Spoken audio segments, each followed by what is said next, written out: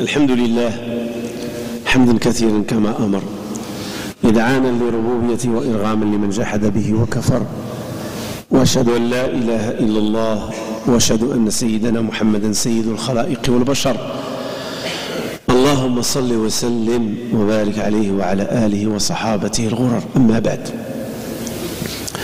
on retourne à la case de départ avec le hadith éminent qu'on a commencé, et jusqu'à présent on a fait deux sermons. C'est le hadith Jibril, le hadith qui est très réputé, très connu par le hadith de l'ange Gabriel. On a vu dans le premier sermon l'importance de ce hadith chez les savants du hadith et comment certains l'ont classé que c'est la moitié de la religion. Comme on a vu l'importance dans le second sermon, Allah subhanahu wa ta'ala a envoyé l'ange Gabriel. Et pourquoi l'ange Gabriel? C'est pour nous montrer l'importance de la science, de la religion. Ce n'est pas n'importe quel ange qui est venu, c'est l'ange Gabriel, l'ange suprême, l'ange numéro 1, la plus immense création qu'Allah a créée selon les hadiths parmi les anges, c'est l'ange Gabriel. Il l'a envoyé. Gabriel qui se métamorphose, il se représente sous forme d'un humain. Il ressemble beaucoup à Dihya ibn Khalif al-Kalbi. Et ça doit nous dégager une lecture, l'importance du hadith. D'où on a dit que ce hadith, normalement, chaque musulmane doit le connaître par cœur. C'est comme le hadith Innama al-a'malu binniyat. Un ensemble de hadiths, il serait intéressant que le jeune musulman, la jeune musulmane, et que le musulman tout âge et tout sexe apprennent par cœur. Pourquoi? Parce qu'il nous enseigne la religion à travers ses racines, à travers ses origines, dans sa simplicité. Et c'est pour ça que le prophète, il a dit à la fin, c'est l'ange Gabriel qui est venu vous enseigner votre religion. Donc on a dit que ce hadith, il y a des paramètres. Il y en a 4. On en avait une des 4. Ces paramètres, l'ange Gabriel, le prophète sallallahu alayhi wa sallam, les compagnons et la mosquée. Voilà ce qui concerne les composantes du hadith. Ça se passe où l'événement? Dans la mosquée. Quels sont les personnages qui constituent cet événement? Le prophète sallallahu alayhi wa sallam, l'ange Gabriel et les compagnons. Nous, on fait la suite des compagnons. Quand le prophète il dit alayhi salam, c'est l'ange Gabriel qui est venu vous enseigner votre religion, il faut savoir que cette parole qui est venue vous enseigner votre religion, elle se répand dans le temps, elle court dans le temps, et tous ceux qui vont venir après les compagnons sont concernés par cette parole. Alors tu veux apprendre ta religion musulmane, voilà le hadith qu'il faut apprendre par cœur. Voilà le hadith. Il est très imminent, très important. Aujourd'hui, on va voir une deuxième variable, un deuxième élément des composantes de hadith, le lieu, la mosquée. C'est quoi la mosquée? Malheureusement, il n'y a pas un discours où je ne soulève pas le problème de la traduction. Mosquée. Et mosquée n'a rien à voir avec masjid. N'a rien à voir. Dans l'arabe, dans la langue arabe, masjid, c'est une dérivée de sajada. Et sajada, c'est prosternation. Soujoud, c'est la prosternation, quand on met notre front par terre. Alors, si on veut vraiment faire une traduction juste du sens, ce n'est pas mosquée, lieu de prosternation. Pourquoi Allah subhanahu wa ta'ala a donné à la mosquée les lieux de la prosternation? Ce qualificatif, masjid, lieu de prosternation. En arabe, le mim, quand il s'ajoute à des verbes et à des noms, elle donne un lieu comme Matar, Menzil. Matar veut dire aéroport. C'est le lieu par lequel elle vole les avions. Tara. Menzil, c'est le lieu où on descend, Nazal. On s'assoit, on trouve le repos. Menzil. Masjid, c'est le lieu où on se prosterne. Et on aurait pu dire Marka, là où on s'incline. On peut dire Masbah, là où on fait at-tasbihat, le lieu de faire les invocations, dhikr. Mais Allah, il a choisi un nom au lieu de prosternation. Et ce nom, depuis longtemps, c'est pas seulement dans l'islam.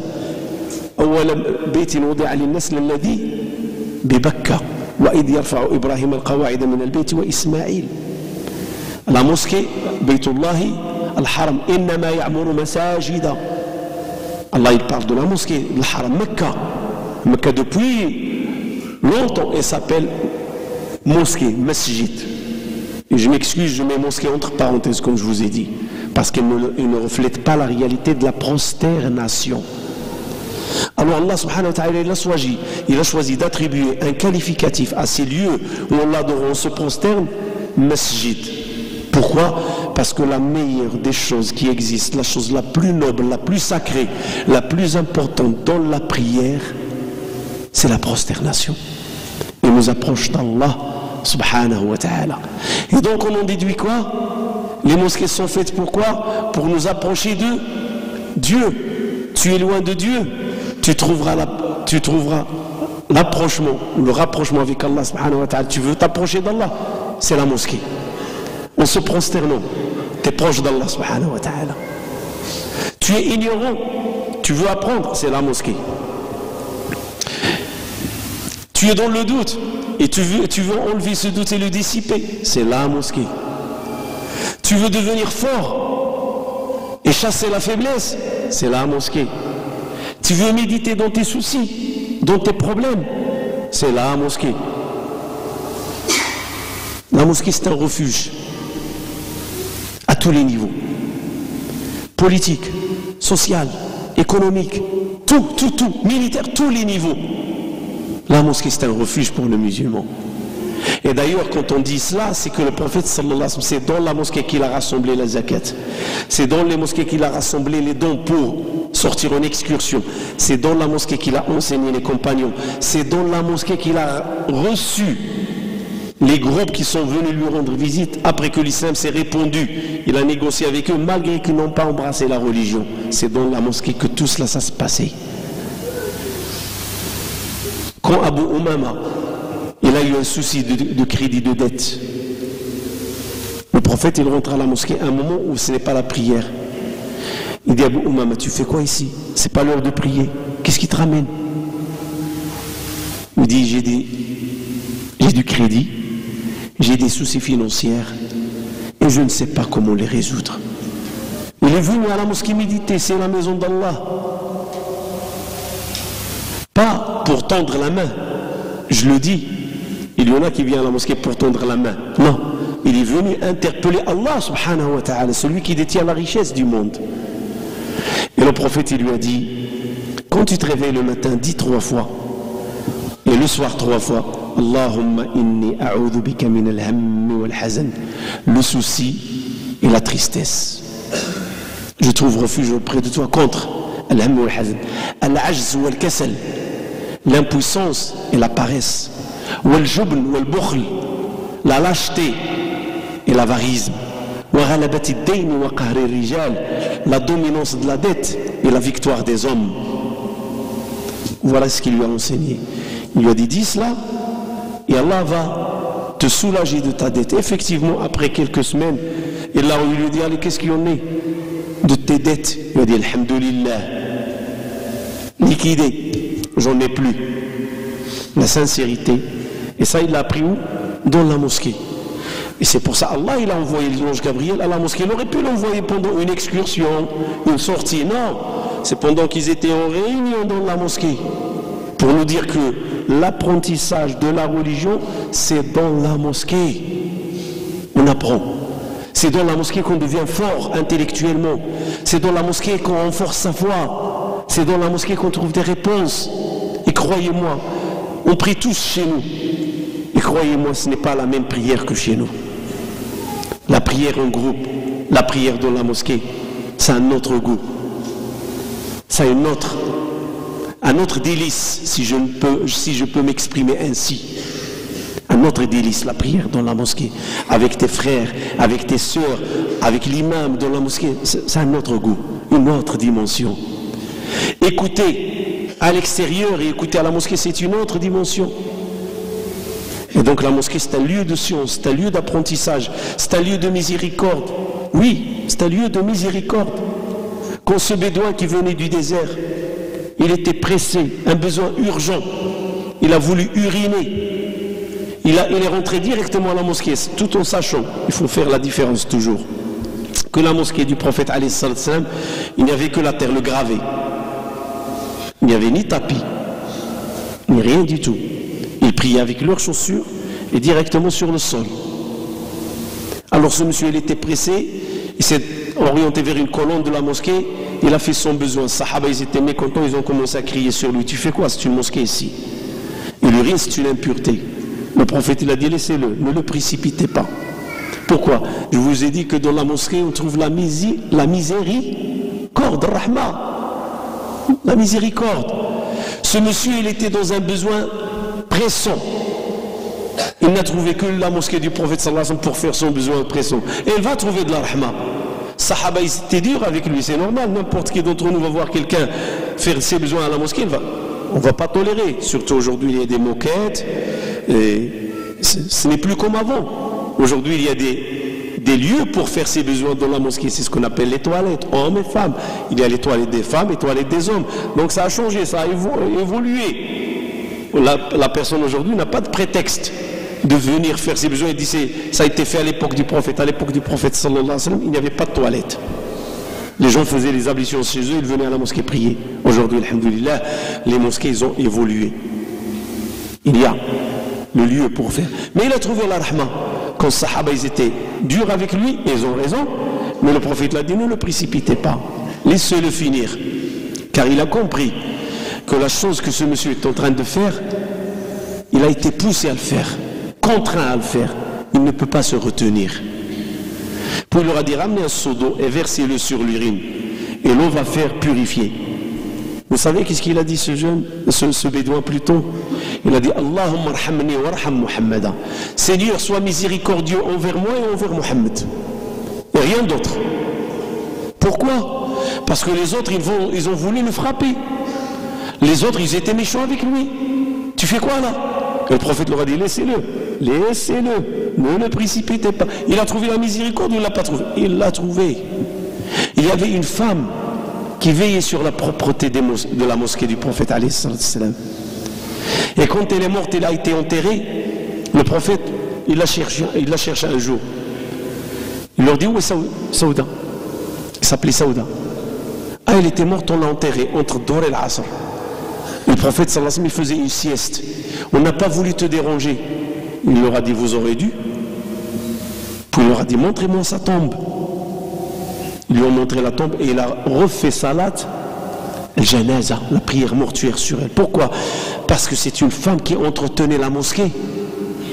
Elle a mérité cette importance auprès du prophète alayhi salatu salam. Où est les Saouda? Qu'est-ce qu'il y en est? Je ne la vois plus. Ah, elle était morte, on l'a enterrée.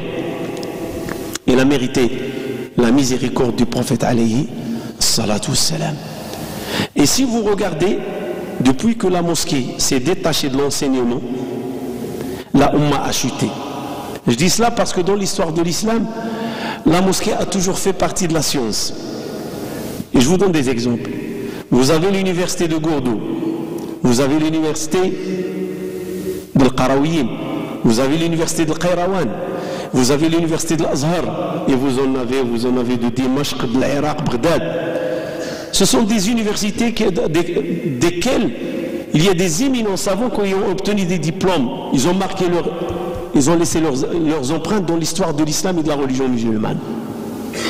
Et malgré, si vous regardez, Aujourd'hui, la science est devenue des diplômes dans des universités détachées de la religion. Détachées de la religion. Pourquoi? Parce qu'on a détaché l'enseignement de la religion. Et les savants de l'islam, ils ont marqué l'histoire quand la mosquée a été, ou les universités, ils faisaient partie de la mosquée. Il n'y a aucune différence entre la mosquée et l'université. Si vous allez à Fez al-Qarawiyyin, vous allez voir que le Qarawiyyin c'est une mosquée et c'est une université. Si vous allez à Cordoba, Gourdou, vous allez voir que l'université et la mosquée sont l'un à côté de l'autre. Ils font partie, ils forment une seule unité. Et la même chose en Tunisie, à Zaytouna. Et la même chose, l'Azhar. Et on dit tel savant, il est Azhari. Ou tel savant, il est Qayrawani. Pourquoi? C'est parce qu'il vient de cette université, mais de la mosquée aussi.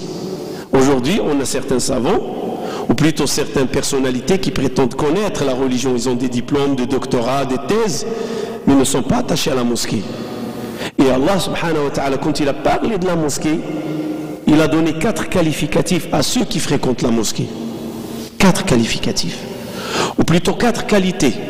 Certes, ceux qui remplissent les mosquées d'Allah, les lieux de prosternation, ceux qui croient en Dieu et le jour du jugement, ceux qui se sont acquittés de la zakat, ceux qui accomplissent la prière, ils se sont acquittés de la zakat, et ceux qui ne craignent qu'Allah. Ceux-là, Allah fera d'eux des gens guidés. Des gens guidés. Donc être guidé à travers la mosquée. Et à travers la mosquée, on peut chercher 4 valeurs. Renforcer sa foi, s'acquitter ou accomplir la prière, s'acquitter de la zakat et développer une force de caractère qui me permettra de ne craindre que Dieu subhanahu wa ta'ala. Alors maintenant, ces personnalités éminentes, diplômées, est-ce qu'ils ont ces 4 qualités? On entend parler beaucoup, le docteur Foulani, l'Allama al-Foulani, et ce sont des gens de diplôme, mais ce ne sont pas des gens de mosquée. Parce que la mosquée, c'est une autre dimension. La mosquée, c'est un autre lieu. Acquérir la science dans la mosquée, il y a la discipline, on s'assoit, on écoute, on ne dérange pas, on est attentif, on prête oreille et on fait plein de choses dans les normes. Ça, c'est la mosquée. Et c'est ça la discipline. Il nous instruit la discipline. Et à travers la discipline, on va aller chercher le reste. Parce que l'imam, il dépend de la discipline. La salat, elle dépend de la discipline. Dans la zakat, il y a une discipline. Et dans la crainte d'Allah, il y a une discipline. Et ça, c'est la mosquée qui nous le donne. Et c'est dans ce lieu-là que l'ange Gabriel il est venu enseigner à la Ummah sa religion. C'est dans ce lieu-là, c'est la mosquée. Et c'est pour ça qu'on trouve dans un autre hadith, tout groupe ou toute communauté qui se groupe dans une mosquée pour réciter le Coran et méditer dedans, et tout en cherchant la science dans le Coran, bien sûr, la sunna suit le Coran, ils ont 4 qualités, 4 mérites. As-Sakina, Ar-Rahma, les malaïka, les anges, ils les entourent, et Allah subhanahu wa ta'ala les cite dans le monde céleste, l'univers céleste, c'est-à-dire un autre univers. Aujourd'hui, qu'est-ce qu'ils font certains de la mosquée? Et je veux ouvrir une porte. Quand je m'adresse à la communauté et quand personnellement je parle par un constat, jamais par théorie. C'est des faits que je vais rapporter. Aujourd'hui, qu'est-ce qu'on fait dans des mosquées? Même certains lieux qu'on a ouverts et qu'on a voulu faire d'eux des mosquées, on les a fait pourquoi? C'est pour étudier le shirk. Certains groupes, ils ont des shirks. Ils conçoivent des mosquées que pour leur shirk. Et à ceux-là, je leur dis, ça ne sert à rien de dire masjid. Dites plutôt un lieu pour le shirk. Car les mosquées, c'est pour Dieu. Les mosquées appartiennent à Allah. Et concevoir et ouvrir des locaux juste pour satisfaire shirk, on n'arrivera pas à la fin. On ne réussira pas dans notre itinéraire. Parce que quand on fait un lieu de prière, un lieu d'adoration, on le fait pour Dieu. Pour Dieu. Et c'est pour ça qu'Allah était généreux envers ceux qui construisent des mosquées ou qui participent à la construction des mosquées. tu construis une mosquée à Allah, Allah te construira une maison dans le paradis. Et je vous interpelle, mes frères et sœurs. Prenons la personne la plus riche du monde. Il peut construire toute la terre palace. Vous croyez que tout ce qu'il a construit sur terre va mériter ce qu'il y a dans le paradis? Jamais de la vie. Jamais de la vie. Jamais. Mais ça, c'est une générosité. Allah nous dit, vous me construisez des lieux où ma religion va être apprise et je vais être adoré. Les gens vont se prosterner pour moi. Ils vont apprendre la discipline, ils vont aider les pauvres, ils vont sortir de l'ignorance vers la guidance, ils vont sortir de la pauvreté vers la richesse, ils vont sortir du mauvais caractère vers le bon caractère, ce qu'on appelle tazkiya. Purifier son éthique, purifier son esprit, purifier son âme. Vous me construisez une mosquée pour que les gens puissent me connaître. En contrepartie, je vous accorde des maisons dans le paradis. Sa générosité. C'est lui qui nous donnera l'argent. C'est lui qui nous enrichira.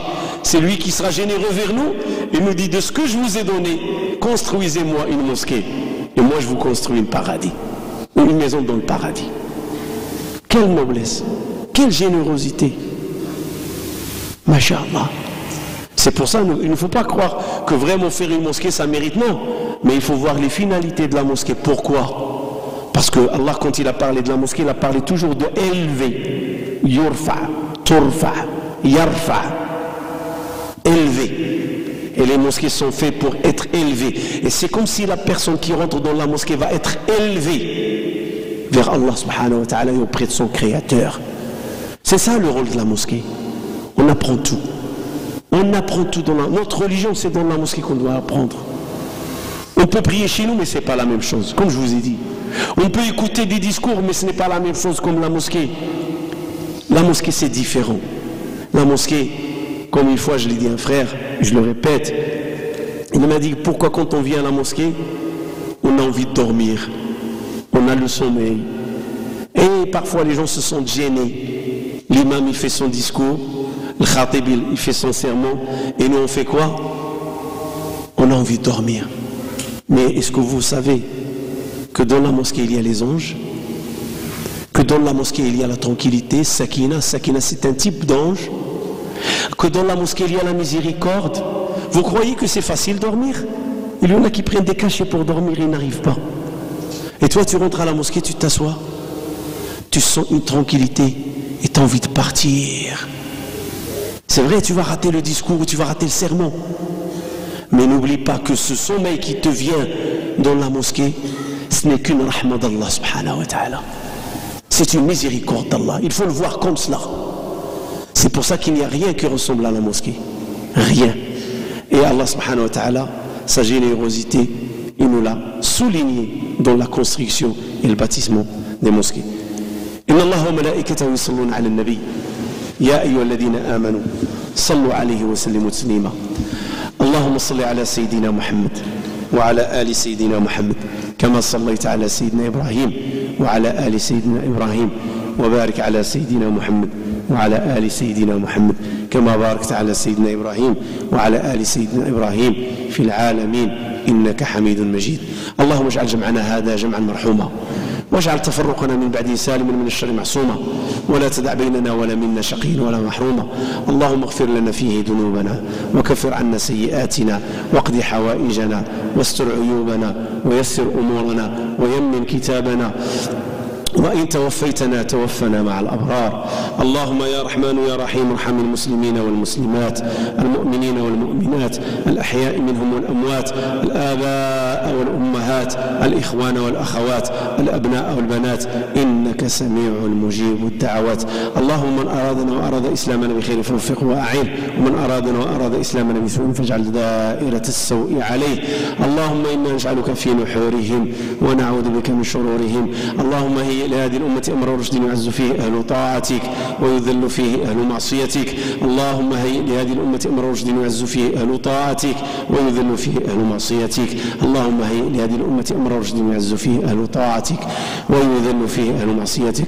ربي أوزعني أن أشكر نعمتك التي أنعمت علي وعلى والدي وأن أعمل صالحا ترضاه وأدخلنا برحمتك في عبادك الصالحين وأدخلنا برحمتك في عبادك الصالحين وأدخلنا برحمتك في عبادك الصالحين. اللهم من أراد بنا خيرا فوفقه ومن أراد بنا سوءا فإنا نجعلك في نحره ونعوذ بك من شره. اللهم إنا نسألك وأنت القادر على الإجابة أن تجمع شمل أمة حبيبك. اللهم قوي شوكتها وانصرها على أعدائها ورص صفوفها ووحد كلمتها وسدد رمية إخواننا في سوريا. اللهم كن لهم عونا ونصيرا. اللهم وفق إخواننا المسلمين في سوريا إلى التغلب على الطاغية الجبار. اللهم يا قاهر الجبابرة ويا كاسر الملوك والأقاصرة أكسر شوكته. اللهم إنا نسألك أن تقد ملكه من القواعد. اللهم قد ملكه من القواعد. اللهم كما شرد شعبه فشرده. اللهم كما قتلهم فاقتله. اللهم كما عذبهم فعذبه. اللهم أرنا فيه عجائب قدرتك وانصرهم بجنودك التي لا ترى. اللهم انصر إخواننا بجنودك التي لا ترى وكن لهم عونا ونصيرا يا أرحم الراحمين يا رب العالمين. مجموعة من الأدعية أبدأ بالشكر الحار والتقدير لأخ اسمه البريكي، لعل الكثير منكم لا يعرفه، لكنه قام بجهد جبار عندما هدمنا واحد المبنى كان في الخلف، كان يعني مبني على طريقة غير قانونية، وكان لزاما علينا أن نهدمه قبل التوقيع ديال 100 سنة للمسجد. طلبوا من إدارة المسجد أن يعود المسجد كما كان عليه عندما سلموه في 2004. Donc il y avait, pour attendre la signature de 100 ans, en fait, ou 99 ans, il y avait une exigence.